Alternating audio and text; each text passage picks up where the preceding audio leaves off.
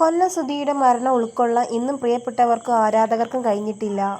ഒരു വർഷം മുമ്പ് ഒരു സ്റ്റേജ് ഷോയിൽ പങ്കെടുത്ത് മടങ്ങവെയാണ് വാഹനാപകടത്തിൽപ്പെട്ട് സുധിയുടെ വേർപാടുണ്ടായത്. കുറെ കാലങ്ങളായി കലാരംഗത്തുണ്ടെങ്കിലും കാര്യമായി ഒന്നും സമ്പാദിക്കാൻ കഴിഞ്ഞിരുന്നില്ല. എങ്കിലും ഭാര്യ രേണുവിനും മക്കളായ കിച്ചുവിനും ഋതുവിനുമൊപ്പം സന്തുഷ്ടകരമായ ജീവിതമായിരുന്നു സുധിക്ക്.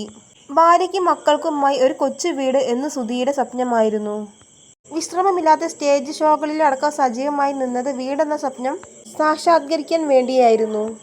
എന്നാൽ ആ ആഗ്രഹം സഫലീകരിക്കാൻ കഴിയാതെ സുധി പോയപ്പോൾ സുധിയുടെ പ്രിയപ്പെട്ടവർ ആ സ്വപ്നം നടപ്പിലാക്കാൻ തീരുമാനിച്ചു.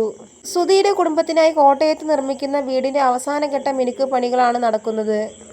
Kerala home designs, flowers channel, 24 news എന്നിവയെല്ലാം സംയുക്തമായാണ് സുധിയുടെ സ്വപ്നഭവനം പണിതുയർത്തുന്നത്.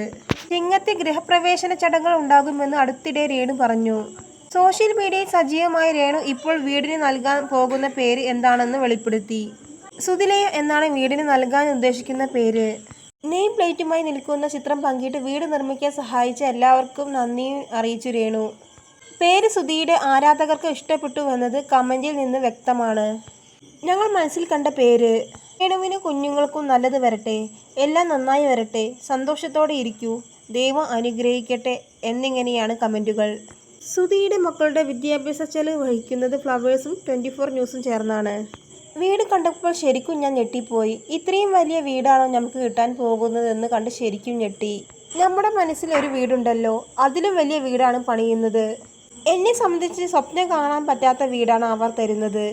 വീടിന് വേണ്ടി ചെയ്തവരോടൊക്കെ നന്ദി മാത്രമേയുള്ളൂ എന്നാണ് അടുത്തിടെ വീട് പണിയുടെ വിശേഷങ്ങൾ പങ്കിട്ട് സംസാരിക്കവേ രേണു പറഞ്ഞത്. സുധിയുടെ പാത പിന്തുടർന്ന് രേണു അഭിനയത്തിലേക്ക് ഇറങ്ങിക്കഴിഞ്ഞു.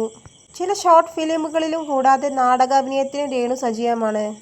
സുധിയുടെ 2 മക്കളെ വളർത്തി ഒരു നിലയിൽ എത്തിക്കുക, അവർക്ക് കരുത്തായി ഒപ്പം നിൽക്കുക എന്നതാണ് രേണുവിൻ്റെ ലക്ഷ്യം. മറ്റൊരു വിവാഹത്തെക്കുറിച്ച് ചിന്തിക്കുന്നില്ലെന്ന് അടുത്തിടെ ഗോസിപ്പുകൾ ഉണ്ടായപ്പോൾ രേണു തന്നെ വ്യക്തമാക്കിയിരുന്നു.